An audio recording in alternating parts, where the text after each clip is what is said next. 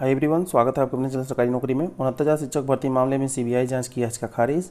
ये संबंधी न्यूज़ तो आपने सुना ही होगा, चैनलों के माध्यम से सुना होगा या पेपर में भी पढ़ा होगा।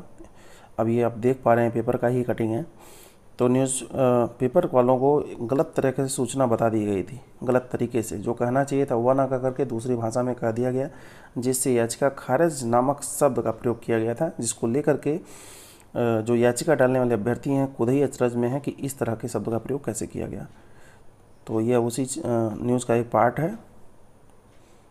तो हम आपको डिटेल दिखाएंगे कि किस तरह के क्या हुआ था वहाँ पे। 69,000 शिक्षक भर्ती मामले में कोर्ट ने कहा था कि भ्रष्टाचार के खिलाफ अगर याचिका दायर करनी है तो पूरी तैयारी के साथ आएँ। यानी कि जो अभ्यर्थी याचिका दायर किया था उसमें कुछ पेपर मिसिंग थे, कुछ पेपर नहीं थे, अपूर्ण थे। ऐसे में अभ्यर्थी ने कहा ठीक है सर, हम अपनी याचिका वापस लेते हैं और ये जब पेपर मेरे पास हो जाएंगे फिर हम याचिका डालने चले आएंगे। और ऐसा कोर्ट ने भी कहा था कि याचिका आप डाल सकते हैं। तो ऐसे में याचिका खारिज नामक शब्द का प्रयोग करना सही नहीं है और एक भ्रामक न्यूज़ के अंतर्गत आता है।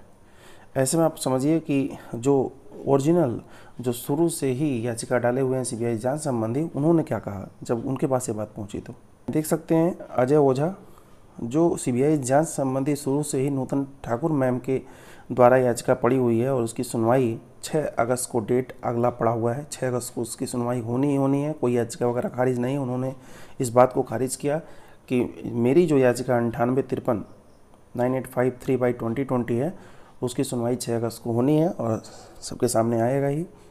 फिलहाल जब उनको पता चला कि याचिका खारिज हुई है तो उन्होंने अपना स्टेटस चेक किया और पता चला कि नहीं, डेट तो हमारा वैसे लगा हुआ है।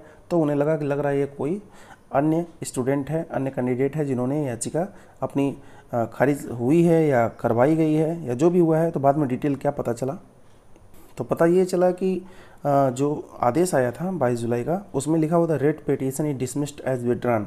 मतलब जो याचिका है वह वापस ले जाने के कारण इसे रोक दिया गया, इसे कैंसिल किया जा रहा है। मतलब वो खारिज नहीं किया जा रहा है, डिसमिस वहाँ से हटाया जाए उस लिस्ट से। खारिज करने का मतलब है जैसे 69,000 शिक्षक भर्ती में उत्तर कुंजी को लेकर के 2 बार याचिकाएं खारिज हुई थी ऋषभ मिश्रा की सुप्रीम कोर्ट में। वो खारिज है कि उसे जज साहब ने सुना, उसे खारिज किया। तो विड्रॉन का मतलब है कि इसने याचिका अपनी वापस ले ली। तो ऐसे में इस याचिका को खारिज शब्द का प्रयोग करके इसको न्यूज़ को प्रसारित करना ये कहीं सही नहीं है। तो ऐसे में अभ्यर्थी जो थे बंटी पांडे, जो नेता भी हैं इस समय 69,000 शिक्षक भर्ती मामले में सीबीआई जांच कराने संबंधी नेता हैं, तो इन्होंने ये कहा कि अधिवक्ता सत्येंद्र कुमार तरफ से पीआईएल दाखिल की गई थी। 22 जुलाई को ही इस कोर्ट का आदेश आ गया था और याचिका को इसलिए ग्रहण नहीं किया गया क्योंकि कुछ पेपर इसमें थे नहीं। तो कुछ पेपर जब से ही उस अभ्यर्थी के पास आ जाएंगे, पहुंच जाएंगे, वह तुरंत ही याचिका इस संबंध में डालेगा या इन लोगों के संपर्क में आकर के समझ से स्थापित करके तुरंत ही वह याचिका को इसमें शामिल करा देगा। उन्होंने कहा है कि जो भ्रामक प्रचार फैलाए जा रहे हैं, भ्रष्टाचारियों ने ही वायरल कर दिया इसको और पूरी तरह से यह गलत है। उन्होंने कहा प्रतियोगी छात्र अजय कुमार ओझा की याचिका पर 6 अगस्त को सुनवाई होनी है। यहाँ भी देखिए डिटेल लिखा हुआ है कि डिसमिस एज विड्रॉन। तो इस तरह जो भी अन्य न्यूज़ आएगा ऐसे ही इस तरह का आपको चैनल के माध्यम से बता दिया जाएगा और 6 अगस्त को जो सुनवाई का न्यूज़ होगा, जो डिटेल होगा, उसका कंक्लूजन भी आपको बता दिया जाएगा। तो फिलहाल अभी के लिए बस इतना ही। धन्यवाद।